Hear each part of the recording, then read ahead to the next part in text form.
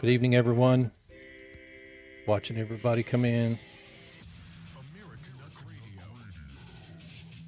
My wife Jennifer and I were listening because I'm subscribed to your channel. I immediately knew Do what? I was going to rip you off. Oh. I want a big movie voice intro for American All Radio. right. All the stations are connected. Linda, how are you? Hey, hey, hey. Yeah, Hey, Miss Linda. What's going on, girl? What the hell is wrong with me? How is it possible? Scientists struggle to find the answer. Come on. Just do. I don't think Linda's ever missed a show. I don't think she has either. 90 seconds. I really like hockey, but then I found out there's so many hockey teams that are Live on Mojo 5. Share the show, folks. Share it. We are gonna get. Got a fantastic guest Oh tonight. man, we're gonna go deep into the. Hey, Sandy. Get yourself the very best in betting support. What up, Sandy Goki? Deserve it. I know another guy named Goki. His name is Jason. I'm a little worried about him. You know, I got some concerns. I was gonna call some lady named Sandy and talk about the concerns I have for Jason. You know. Kathy in the Berg. What up, brother Becker? Mary Mansfield. Have you ever thought of winterizing your vagina? Linda says already done right. Are you Miss looking for something fun, Dixie. uplifting? What's going- 45 seconds. Miss Dixie, by the way, super sorry for your loss. Oh, yeah. What a tragedy. SoCal, 'cause she's bitching right now. We don't need to hear it. I'm so really sorry about Dog that. was too young. To Mojo 50 Too young. Saturdays at 5 p.m. Eastern Time, and here Sometimes at I'm more the sad when a Anchor. dog dies. Just a warning. There's so much goodness. that bad? that it All right, guys. sometimes Show starts in puzzles 20 us. seconds. 20 We'll be hug. right back. It literally feels like someone rips my heart out of my chest. But I promise you, you will see that the world is inherently good. And don't ever let the world get you down. You just say, damn it, and move on. That's Damn It with Beaver, Saturday at 5 p.m. Eastern Time on Mojo 50 Radio.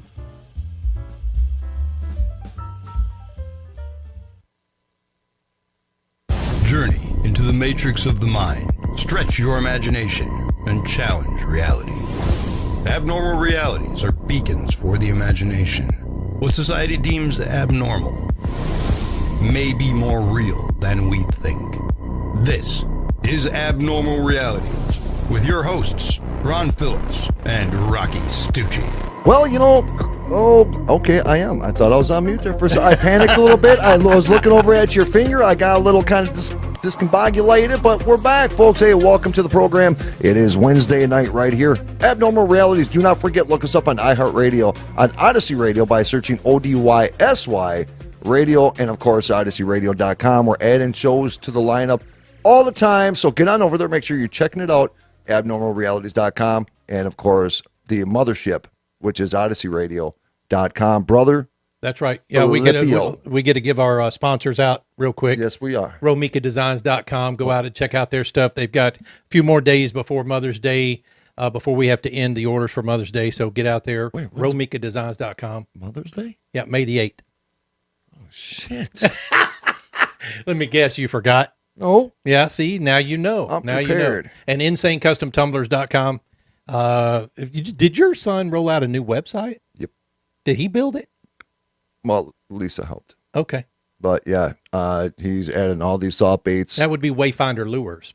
Yep, He's Wayfinder added, Lewis. yeah, he's added a lot of new stuff. He has to a it. discount page. There's a bunch of stuff going on with him, and he has new lines of product that he's been working on. I got home today, and I took pictures. He won't let me post them because, you know, it's top secret.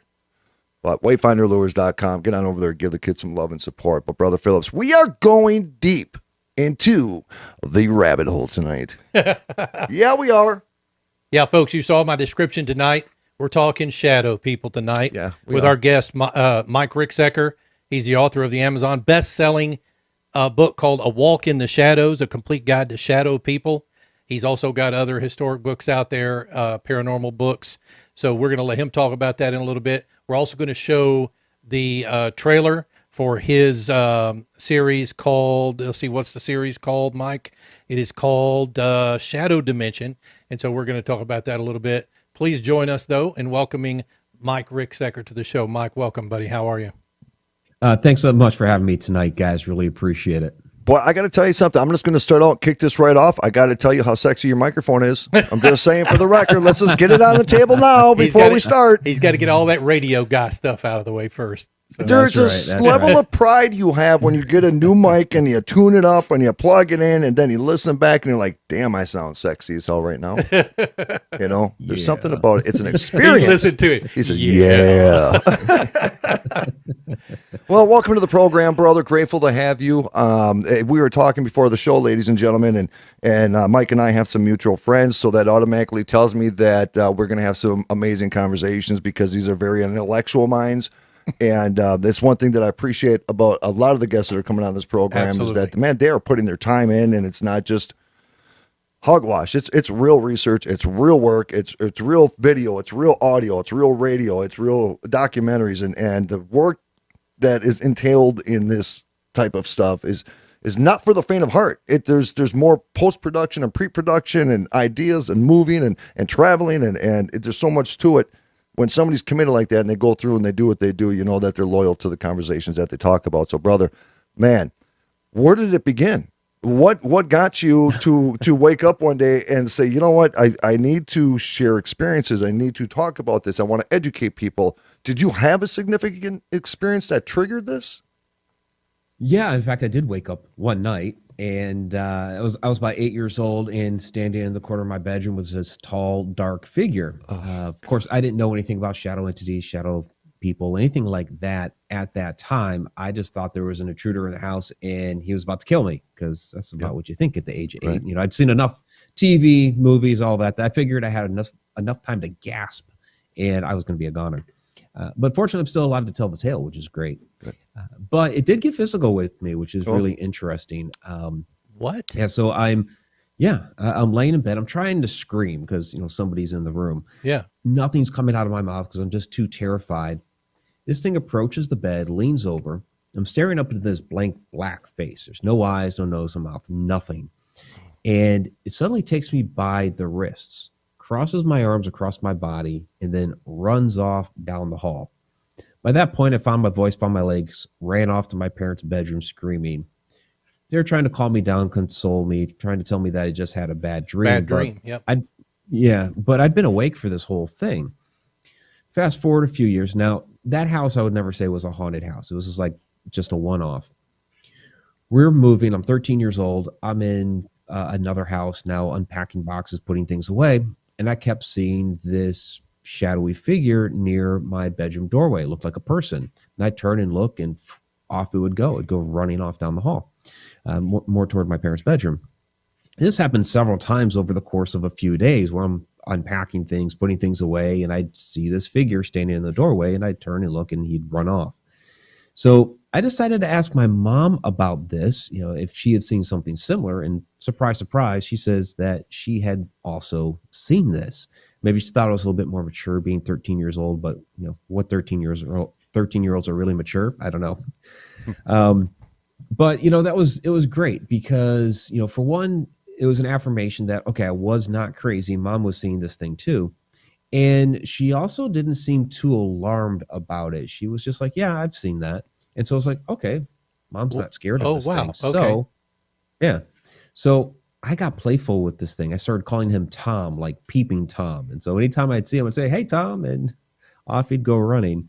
But so this one was different than that first shadow incident that I had. This one was like more translucent, very, very fast, didn't stick around, where the other one, it was more solid, had a lot of mass to it, got physical with me. And Mike, were these adult size figures, or were they child size? Yeah, they were adult size figures. All right. Yeah, both of them, I mean, to approximate a height, I mean, I don't know, somewhere between 5'10", 6 foot, if you want to put it that way. I mean, both times I would have been smaller than these things. Okay. So the incident that really kind of set me off and let me know that this was going to be the path that I was going to go down. For one, I'd already been writing. I'd been doing that since I was 7 years old. So that's always been a part of my lifeblood. But when I was 15 years old, my friend David and I were at our friend Lori's house. It's a historic older home downtown in the small town that we were at. And we're just, you know, we're kids. We're shooting the breeze, talking teen drama, all that sort of thing. And all of a sudden, Lori says, I think my house is haunted. David and I are like, oh, this is cool. What's the story? Yep. So, yeah. So she starts telling some stories about things that are going on in the house. She starts talking about the old family cemetery that's out in the backyard, that sort of thing. Her main concern is her bedroom, where there's this one wall in her room where she can't keep anything tacked up on it. So, she's trying to hang posters and things like that, but it'd be like an hour, a day, a week later, it would always fall down. She can't keep it tacked up there. So we're going to go investigate. We're going to go check it out. So we go upstairs. We're looking around the room. Lori's telling us more stories. And I didn't know this about David at that time, but he was an extremely sensitive guy. He put his hand flat to the wall like that. And all of a sudden, he turned this bright red, started sweating profusely. I'm looking at David like, oh my God, what the heck's going on with my friend? Yeah. I'd never seen anything like this before. So he starts going like wall to wall in the house to try to find any more kind of quote unquote hot spots. And I'm looking at him, I'm looking at the wall. And it was like that moment that I knew, wow, this is truly fascinating. In some way, shape, or form, I was going to be involved with this phenomenon the rest of my life. How did it register? Because I know, when you hear about different people having different experiences. Now, the first time, I'm going to separate the very first experience you had, because that is alone will freak anybody out, that you feel that physical touch of somebody crossing you. When you started seeing this to where you were becoming acceptable, you started naming it, and it raised like a comfort level. Now, do you believe when you started naming this, Tom, that there may have been more of an energetic connection? Do you still experience, Tom? Can you establish a relationship with something like that? I certainly believe that you can establish a relationship with these different entities. With Tom, he was only there about 3 or 4 months and he went away. Okay. So I kind of chalked up that activity to something that was there at the house, was curious about us, the new family, deemed we were okay, and it went about its business. But I believe that you can definitely develop a relationship with a lot of these different types of entities. A lot of times when we go and we investigate some sort of location, we're dealing with human spirits, and you go back often enough, you can really start to develop a relationship with these beings that, you get to learn them a little bit. You get to, have these conversations, and the more and more you go back, you start getting more responses. Are there different types of entities, Tom? Like, do they all have different characteristics, like the first one you saw versus the second one? I mean, I know you said one was a little translucent more than the other. Yeah. With Tom, he was definitely more translucent. He would be more of kind of the wispy type of shadow entity that we find sometimes. Some of those wisps are like, even more translucent than Tom, and you can barely even get a visage of them, and they're very fast. So, yeah, I mean, you have what we call the humanoid figure, which is certainly that first one that I saw. You have the Hat Man, you have hooded figures, you have crawlers, mists, wisps, all these different types of things that, we relate as shadow phenomena, but they're all very different from each other. Okay, now, so when we talk about like ETs, we say that there's different species of ETs. Now, when we're sitting here talking about like the crawlers and the hats, the semi-translucent, the very detailed shadow person, are these different levels of entities? Are these darker? Or they have different sources of power? Are they able to move things more poltergeist style? What's the difference in the different types of shadow people when it comes to what is it, right? Yeah, you used a great word there, different species. And Mark Anthony, he's known as the psychic explorer, psychic lawyer, he has a great quote in the Shadow Dimension docuseries where he says that he believes that we're dealing with several different species of entities that are using a similar energetic modality to enter our dimension. And that would be the shadow form. But they all come off a little bit differently because they are a different species where, hat entities are different than, hooded figures are different than, the crawlers. They have very, very different characteristics. They seem to have different agendas. Some are benevolent, some are malevolent, and most are really rather benign. They're more of the watching, observing kind and just don't really partake. A lot of people think that, like all shadow entities are, evil and dark and malevolent. And I did. Which isn't really I the have case. to admit, I think that's what I thought up until you said that just now. that they're all malevolent, until you mentioned earlier that you just kind of played with that one, and I'm thinking to myself, what I think paralyzed comes to mind when I think of seeing a shadow figure, but I would have thought they were all evil, and maybe it's the dark, the black, that's making me think that. I don't know. Well, yeah, and that's certainly human nature. We see something dark, we see something we don't understand. A lot of times it seems to show up at night. That can happen during the day too, but and a lot of times it's in the cases which they show up. It's more of like there's some sort of intruder in the house. Somebody that's not welcome. So that immediately puts us on guard. So I think that's what happens in a lot of these cases. Plus, there are those cases that are when they are malevolent, they are up to no good and doing nefarious things that, you hear about those types of incidents. And so it's like, okay, it was this shadowy form. It did these different things, and all of a sudden you see one. It might just be standing there looking at you, not doing a thing, but you're going to become alarmed. So, but yeah, you hear on occasion some stories where they actually do things to help people.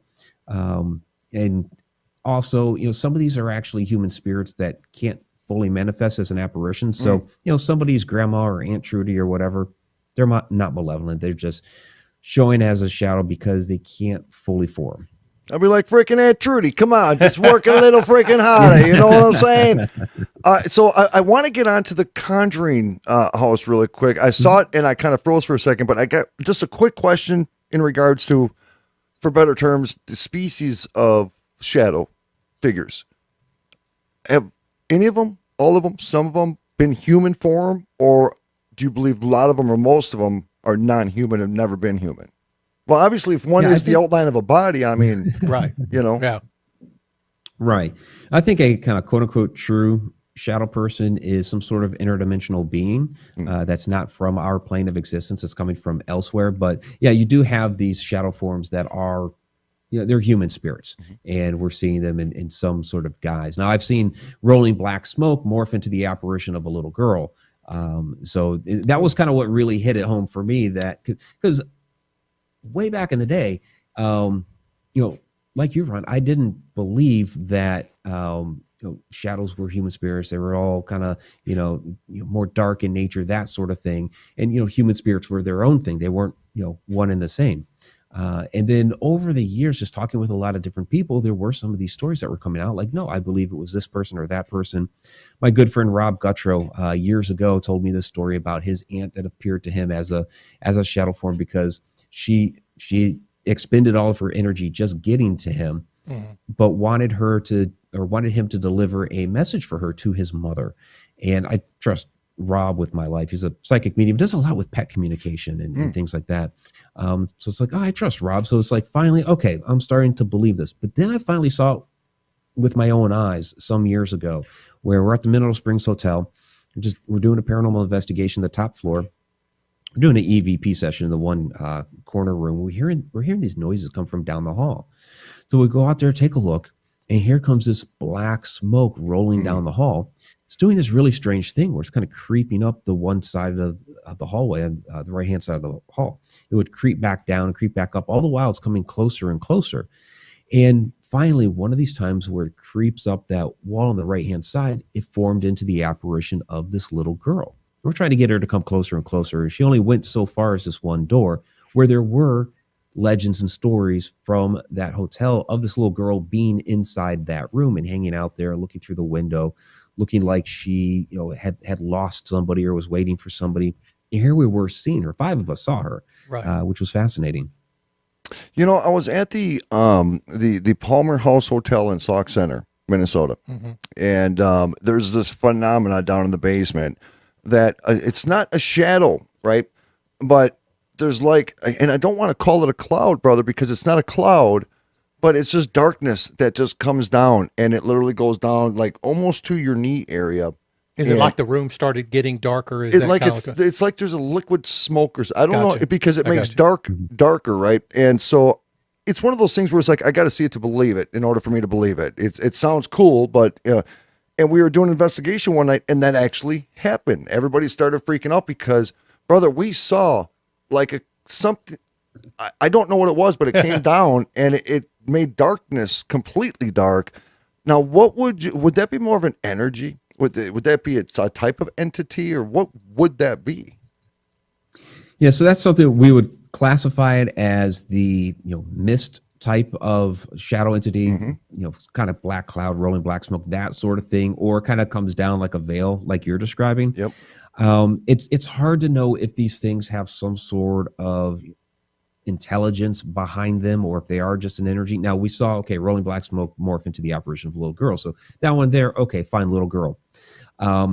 We saw it at, it was the house that we investigated for the show The Haunted way back in the day, like 11 years ago.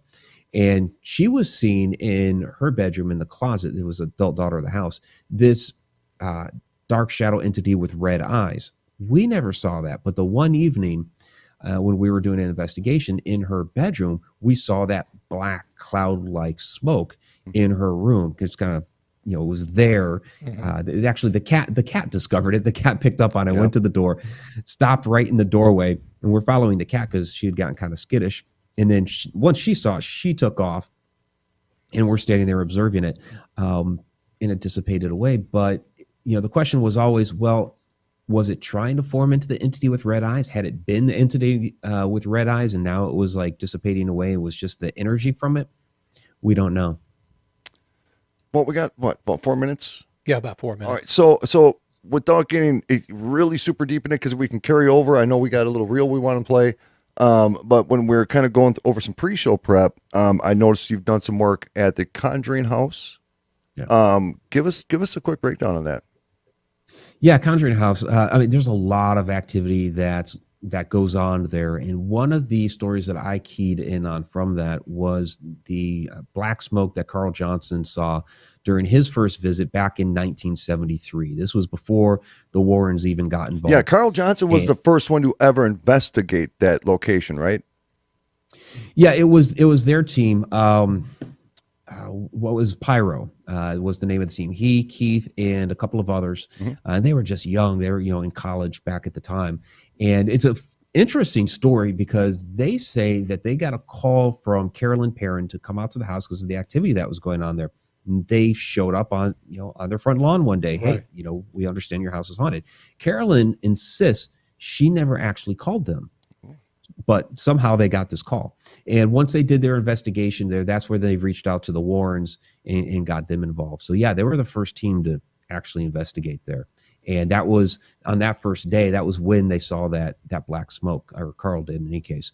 But Andrea had actually stated, and she talks about it in the Shadow Dimension, about how she had also seen that black smoke there, too. So it wasn't just Carl who's seen it. It's something that happens there quite often.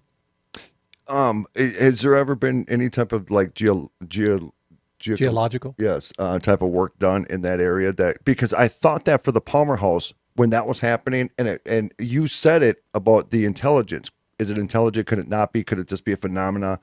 Because I've always wondered about that location, the Conjuring location, because I was kind of infatuated with that location for a while. When you find locations like this and the historical relevance and the amount of stories, it's so, it becomes real. It's not just a story. It's just not just a Hollywood story.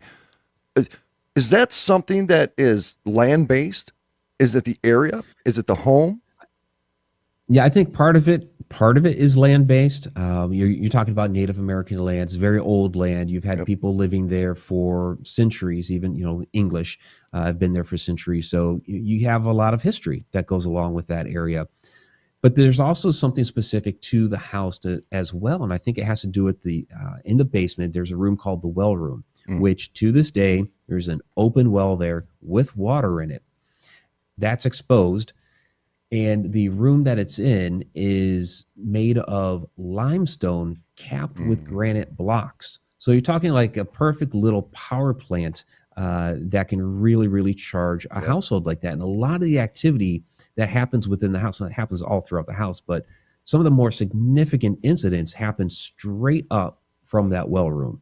We were talking about the well room in the slaughterhouse at Bobby Mackey's in Kentucky last night on the show. Yeah. And I'm thinking to myself now, there's a lot of places that's got wells that have a lot of activity with them, it sounds like. So I wonder if the wells are some kind of a charge, because I was telling them, I'm like, lots of times, like they're in power plants, rivers, old river towns. You know, you look at where you have a lot of these significant hauntings, and then you try to look around to see, could there be something amplifying it? You just don't know. You know, you're just trying to understand things. But without a doubt. Well, I mean, water's a conductor of electricity. Yep. I was mentioned Mineral Springs Hotel earlier, which is Alton, Illinois. So you have, the well that's there in the building at the basement, but you have the Mississippi River right outside, and then you have limestone bluffs behind it. And so that whole little town is just supercharged with paranormal activity. Could you imagine what Chernobyl would be like, going and investigating Chernobyl? Mike, bear with us for a second. We've got to take a short break. When we come back, we're going to talk about Shadow Dimensions. We're going to show you that trailer. So bear with us. We'll be right back with you, sir. OdysyRadio.com, folks. That's where you can find all of the shows. We've got several new shows out there. We want you to go out and check those out. Mike's show, we'll talk about that in the second half hour. His show is over at KGRA. And he's got a show over there that he does. I think he's still doing it, he said. I think the name has changed. But OdysyRadio.com, go check it out. And we will be back in about 2 minutes. If you look in the show description, all the links are right there. And we're going to Chernobyl. Screw it, we're going. I want to go to Chernobyl. I'm in. We'll be right back, guys. What?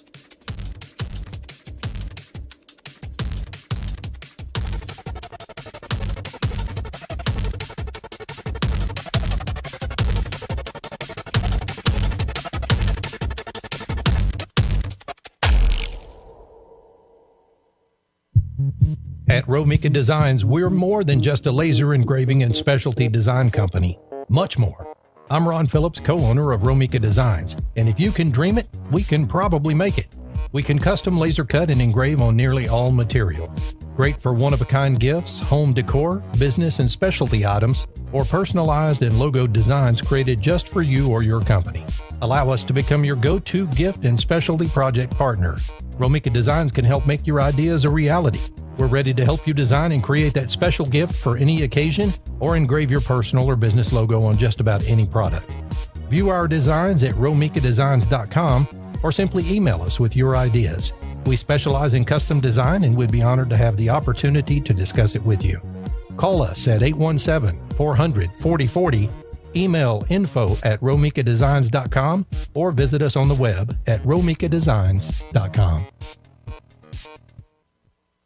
Abnormal realities. All right. Effective radiation on testicles between 1963 and 1973, which was the year I was born. Dozens of Washington and Oregon prison inmates were used as test subjects in an experiment designed to test the effects of radiation on testicles.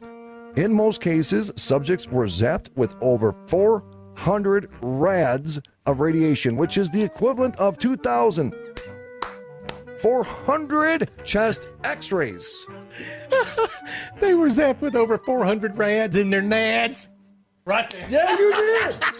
Yeah, you did. I got chills. It just came to me right there. Rads in the nads. Rads in the nads, baby. Come on. What? I couldn't help myself. It registered in Ron, and you saw him go with it. Abnormal realities. Sometimes I scare myself. I'm so good.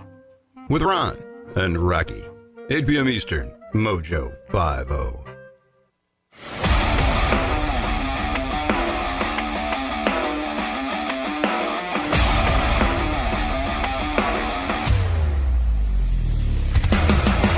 Oh. Welcome back to Abnormal Realities, folks. I'm Ron Phillips. That's Rocky Stucci. How you doing? How you doing? How you doing? I am just elated. Not belated. Elated. Because Ron Phillips had a major brain exhaust come out his ear holes when we were going out, and he completely I did. I lost complete track of what I was talking about. I'm like, dude, what are you talking about? His show, you got it all messed up. I did. I get it all messed up. Mike, welcome back. We've got Mike Ricksecker with us tonight. Mike, help me out. You still do a show over there, right? It's just not the one that we thought. Okay, that's what I thought. Right. I was doing 2 shows over at KGRA. The one that I've been doing for 6 years, not just on KGRA, last 2 years on KGRA, which was Edge of the Rabbit Hole. We shut that down here after its 6-year run. I just have too many other projects and work that's going on. The one that is still there is Connecting the Universe, and that's been there for, I think, about a year now. And that is actually the audio version of my online class that I do Wednesday nights. So, but that'll air Saturdays on KGRA. Fantastic. We're going to talk about that class really quick. Classes, is that Connected Universe Portal.com? Yes, ConnectedUniversePortal.com. Yeah. Okay. All right, cool. ConnectedUniversePortal.com, folks, if you want to go out there and check that out after the show, please. But he's got some other stuff that we're going to talk about as we get closer to the end of the show. But, Mike, I want to talk about your Shadow Dimension series because we've got this trailer we want to show, but kind of explain what that is. Yeah, so Shadow Dimension is a deep dive into the world of shadows, going to locations that have reported shadow activity as well as other supernatural phenomena, trying to focus a lot on, portal activity and interdimensional travel. So, going to the Conjuring house where you have reports of time slips, Andrea and Carolyn Perrin actually witnessing these apparitions that turned and looked at them as if Carolyn and Andrea were the ghosts. And I mean, that's a time slip right there. So you have a lot of this type of activity there at that location along with the shadow. So we were trying to see if there's some sort of relationship between those. And when we filmed this, had a lot more locations that I was interested in getting out to be able to do this, but we were filming during COVID. So the two that we got to makes it a little Conjuring difficult. House, Mineral Springs. Yeah. Those are good ones. Those are good ones. Yeah, absolutely. Yeah. All right, Mike, we're going to show this trailer. This is Shadow Dimension trailer for Mike's series, and then we'll talk about it a little bit more after we get back.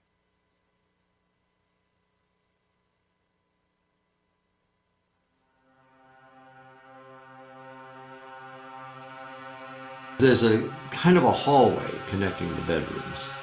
Coming down that hall was something, I want to say black, but it was more like the absence of vision, something dark. My first thought was there's a fire in the house and I'm going to smell smoke. It was somewhat rolling towards me, but formless, just darkness. As somebody had erased reality. Thank you. I have to sit down for a minute. You okay? Can you take the camera from me? Yes, certainly. What's the matter, Mike? Something over here, I don't know. I just think it's getting darker in here. I woke up in the middle of the night one night and there was this tall, dark figure standing in the corner of my room. What is this? Who are they? I tend to think they're from another dimensional space. I call it a gravitational distortion. Nope. Look at that. Whoa. Pointing right at the hole. It's all right over here. That's right. This is where the energy is. I think this is kind of an opening to another reality. So you can see all these connections that are interwoven. I have frequently described as a portal cleverly disguised as a farmhouse. That's the bedroom in which I had the experience when I was about 8 years old. Amare Ea Glesforga. It had red, glowing eyes. And that smoke came forth. Something in my face walking in here. I think something's happening here. Shadow Dimension. Mike, if people go to is it shadowdimension.com? Yeah, shadowdimension.com. Yeah, shadowdimension.com. You can watch it free on Tubi TV right now. So you just load that up on your smart TV or computer or device. Filmsy is a new one that picked it up here recently too, and some other platforms. It'll be coming out here very soon. So, brother, what was when you were at the Conjuring house and you were in the room and you had to sit down? What were you experiencing at that time? Yeah, I got suddenly very, very lightheaded. It felt like I was about to pass out, and I'm like holding the camera, trying to interview Keith, and I'm like everything I can to hold myself together to finish what Keith was saying, so I could get that clip. And once he finished the story, I'm like, Keith, take the camera. I need to sit down. So, I collected myself, and I was still feeling it there for several minutes afterward. But yeah, it was just like some energy just coming over me. I was about to pass out. It felt like. It almost felt like a heat stroke. I kind of show a little bit of that when, an incident that I had back when I was in the Air Force, where I almost passed out while in formation. It kind of felt like that. First and foremost, thank you for your service. We Absolutely. appreciate it. I think we have an Air Force guy here too. You do? Awesome. Thank you for your service. Thank you for yours. Yeah, I was in from 84 to 92. I did not go the full 20. So I was 92 to 98. And he yelled at people. I did. I spent some time as an MTI. Yeah. Nice. Okay. I want that job. That was in my younger days when I could march, 20 miles a day. Oh, yes, sir. Spent 3 years there, just one tour. So we go a whole nother hour on this. I'm sure there's some good stories we can talk about. When you talk to people who are Air Force veterans, the one person they remember in their entire life is their TI. Mike, I just want you to notice. Sergeant LaBruda, I still remember him to this day. Yep. Yeah. See, you're right. What squadron were you in, Mike? Do you remember?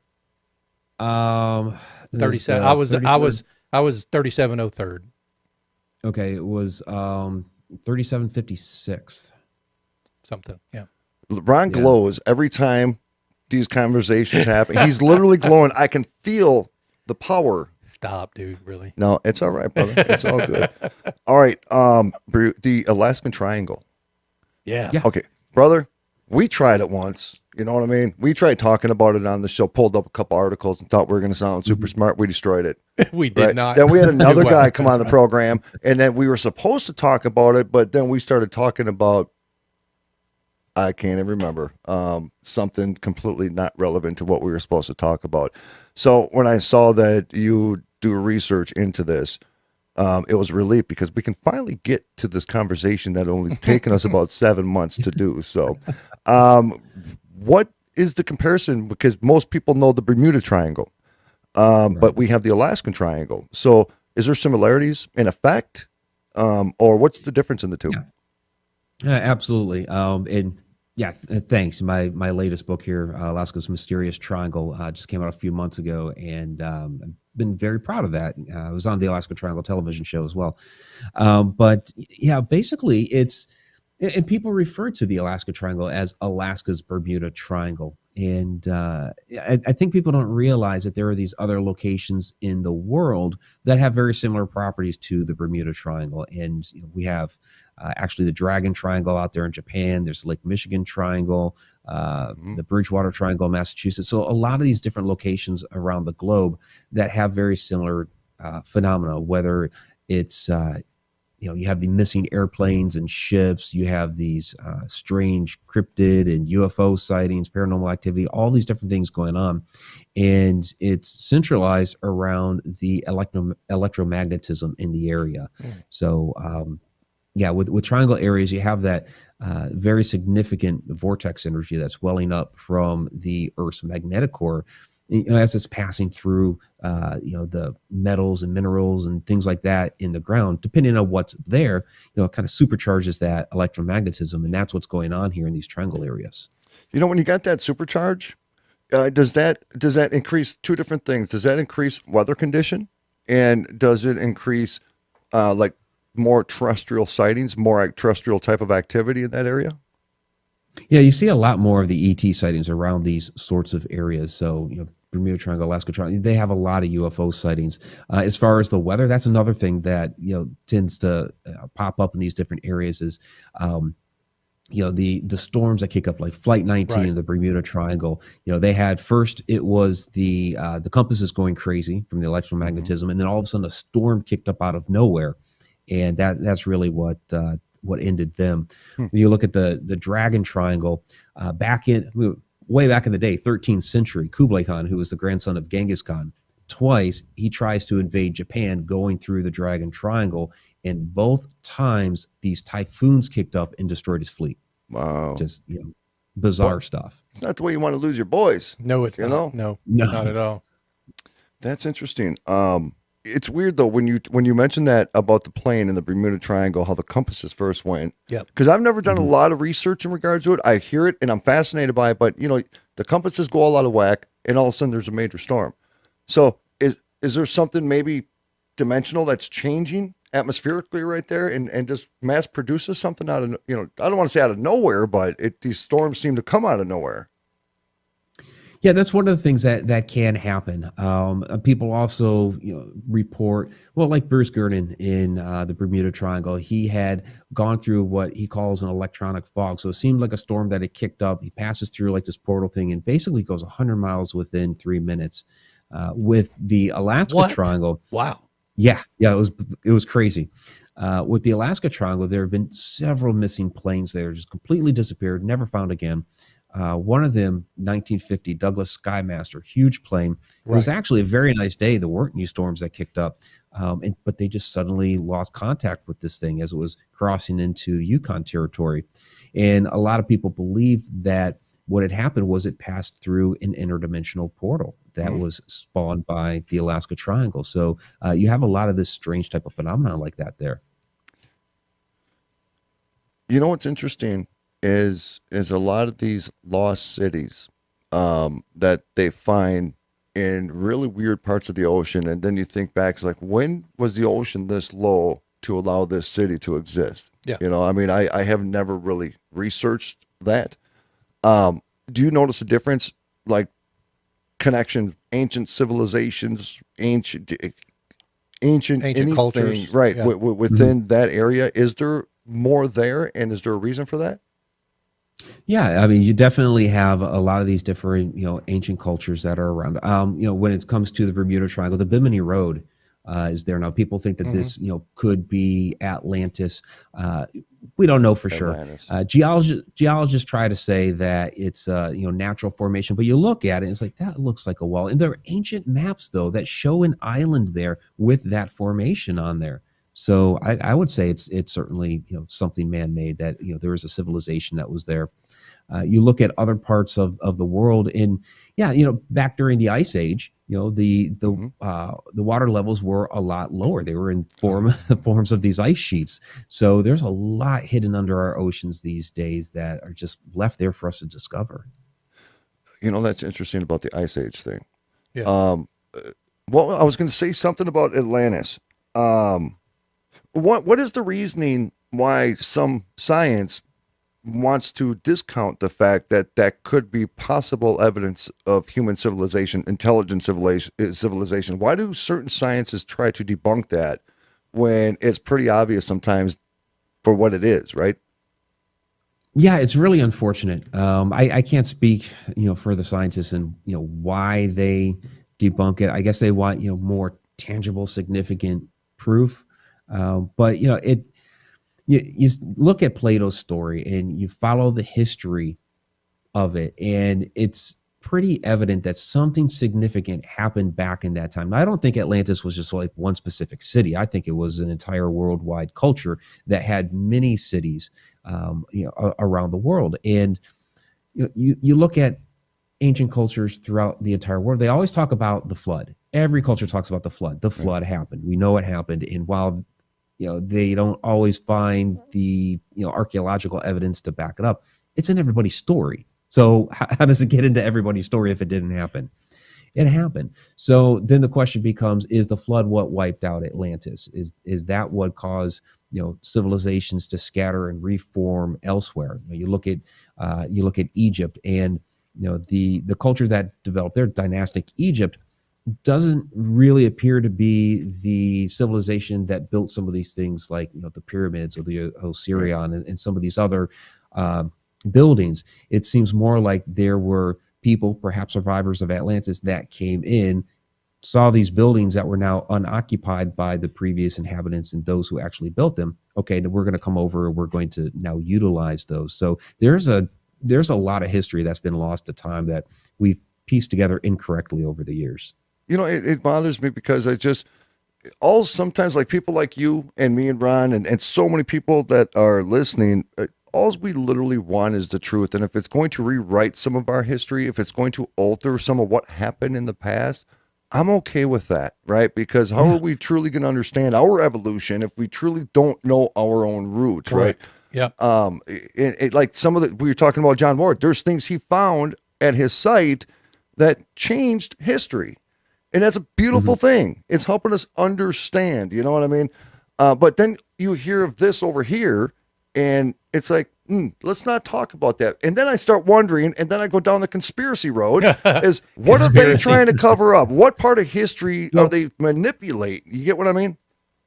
Yeah, no, I understand that. Part of it, I will say this, part of it is, they're trying to protect themselves. So, they may have, their books that they've written. They have funding that comes in from different organizations. Yep. So if they start bucking the trend and going against the grain, they're going to lose their funding. Their books are now out of style, this sort of thing. So a lot of guys are rather content just to, I know better, but, my lifestyle is going to drastically change if I print this. So I'm not going to for now, which is really unfortunate, because it's those guys that need to step up and say something, because they're the ones that end up in those, peer-reviewed scientific journals and all that, the general community will say, well, there's your smart scientist with these, published papers.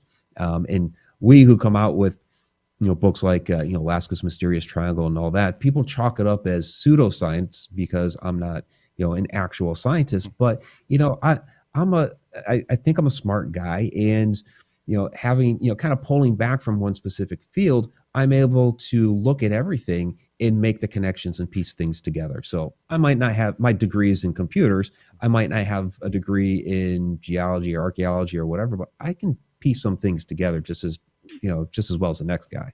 I never been the you have to have the specific degree to have relevance in your opinion type of guy. You just have to have an interest in learning. You have to have an interest in researching. People devote their lives to subjects. Absolutely. They don't have degrees. They devote their life. There's some people that have put more time, research, and work into, let's say, archaeological type of research than half the archaeologists that are out there with the little shovel and a sweep. It's you cannot discredit somebody's hard work in that field. And you know what? If it's going to challenge a narrative, then that's what science is for. Correct? Right? Yeah. Yeah, absolutely. I look at guys like Graham Hancock. Now, he's a journalist by trade. He's written a boatload of books that are super thick. Has a very, very keen interest in all of this different phenomena in world history, and he's pieced together a lot of fantastic information. But people still criticize him because by trade he's a journalist. Yeah, he gets hammered sometimes. So, Mike, let's segue into the connected universe real quick. Tell our viewers and listeners about the connected universe, what the site's about, and what kind of stuff you're teaching.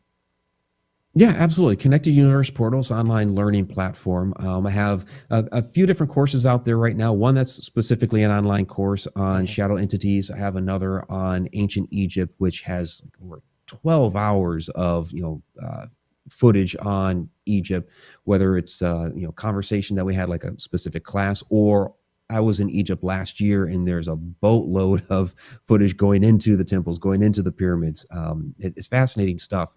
But then we have a membership side in which you get weekly online classes. We talk about a variety of different subjects, and that ends up as an audio later for Connecting the Universe KGRA.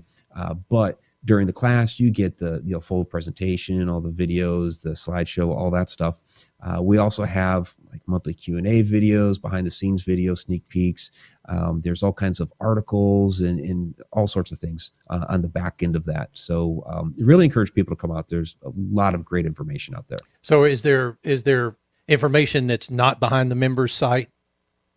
Yeah. There's a blog that people can go and take a look at all that information there. 30-day free trial if people want to just take a peek and try it out for a month. Hell, I might just do that. I'm telling you, when you offer something like that, that's confidence in your work. So that means that there's some really good relevant stuff. So Matt, good on you for doing that. That's awesome. And it's a lot of hard work, a lot of research, a lot of important information that people who like this kind of stuff, like myself, would probably benefit from. So thank you for that. I'm going to go out there and Stargates and Portals. Start my Stargates and Portals is Ron wanted Stargates Portals. I just did a blog article on parallel universes because and that. We were just talking about the credibility and it has to be scientists and all that stuff. So a couple years ago, you saw more of the tabloid-esque type of news sites. Like the New York Post and what have you, this idea of a parallel universe running in reverse time, that these experiments down in Antarctica, like the Anita Project, Ice Cube Project, were proving this. They got completely discredited. You had guys like some journalists on Forbes and these other more elite sites that were slamming them for for printing this. But yet now, just this January, there is a peer-reviewed scientific paper that has been published in which they said, well, yeah, there's actually something to this, these experiments down in Antarctica that are showing a parallel universe running in reverse time. And now they're like, oh, here it is. It's like, wait a second. These guys a couple of years ago were talking this, and you slammed them then, and now you're saying it's okay. It's crazy. Reverse time. It's running reverse time. How does that work? Ask him. I don't know. Explain that. The idea is that when the Big Bang happened and exploded, we had our universe that was generated, it running in the time that we're familiar with. Right. Well, every action has an equal and opposite reaction. Yeah. So that opposite is another universe, which is running in reverse time. So they're working towards the Big Bang. Wait, that's the fountain of youth. Towards the Big Bang, yeah. You can get to where the Big Bang happened, get to that other universe, and start getting younger. Okay. And just keep doing it. Okay. Mike, we got about 3 minutes. Take this time to talk about your books, where people can find your books, give your website addresses again, and how they can get in touch with you. Absolutely. You can find all the books, MikeRicksecker.com. The latest book was Alaska's Mysterious Triangle. The one that we started off with was A Walk in the Shadows, but I have several others on different paranormal encounters and activity. I also have 2 mystery novels, by the way. Oh, nice. That's at MikeRicksecker.com. We mentioned Connected Universe Portal, which is the online learning platform, and then you can find all the information on the Shadow Dimension docuseries at shadowdimension.com. Yeah, I'm on the website right now, and I'm going through your blog page, and I would love to do a whole hour with you just on Egypt, because Egypt is so fascinating and spiritual, and there's so much to it. But man, brother, there's only one little conflict I have right now. What? This is the first guest that we've ever had that sounds way sexier than we do. Yeah, his microphone is awesome. I don't know how to handle this. I feel a little uncomfortable. It's the microphone. Yeah. You know? No, when he first got on, I was like, okay, first thing we're saying here is that one hell of a sexy microphone you got there, brother. That's what we do. We notice those things. We don't notice haircuts. We don't notice like any of the important stuff. We notice microphones. Don't worry about it. It's Rocky. It's all right. It's all right. You have to give him a break. I'm not jealous. I'm not jealous that you're in love with my microphone. Yeah. He said it's Rocky. You got to just give him a little So, Mike, break. I'm looking at your website, MikeRicksecker.com, and you've got tours and you've got several, looks like, lined up. Do people can pay to go with you on these tours all over the world? Absolutely. Yeah. The one that's coming up here in very end of June, beginning of July. It's July 1 through 9, but you got to get on a plane, of course, the day beforehand. That's to Ireland. We're going to be visiting a lot of the wonderful old castles like Blarney Castle. We're doing an investigation at Leap Castle. Going to Spike Island, which is like the Alcatraz of Ireland. So we still have some tickets available. So if you want to join us, please do so, because we're getting down to the wire here, but you can still make it. It's pretty affordable too. He's going to Leap Castle. Yeah, Leap is amazing. What is that? Someplace you would like to go? I would love to absolutely. Go ahead, brother. I'm sorry. Come join us, Rocky. Come join us. We'd love you. And then in February, we're going back to Egypt, Stargates of Ancient Egypt tour. So we're specifically, focusing on those Stargates. But we're going to get time, of course, in the Great Pyramid, all the wonderful temples like Abydos. We're going to visit the Osirian, Dendara. So a lot of wonderful locations. Ladies and gentlemen, Mike Ricksecker is our guest tonight. Mike, thank you for joining us. We really appreciate it. We'd love to have you on again in the future. I want to go to castles. I just want to go to Ireland too. So we'll look into that as well, brother. Man, brother, thank you so much, man. Super grateful for your time. Stick around with us, Mike. We'll be right back with you after the show is over. God, Ireland, dude, I want to go to Ireland so bad. I've never been to Ireland. It's their whole belief, like talk to Barry Fitzgerald and they talk about the fairy folk and they talk about all this different types of stuff. I mean, we got so much to talk about. I'm going to spend like 2 hours tonight just perusing all of his websites. Yep. MikeRicksecker.com. It's ConnectedUniverse.com, ConnectedUniversePortal.com. Guys, all of the links are in our description. Go out there and check it out. Thank you for joining us tonight. We got another great guest tomorrow night. Take us home. Man, we love you guys. Thank you so much for being here at AbnormalRealities.com, OdysyRadio.com. Until tomorrow night, folks. Peace. Peace.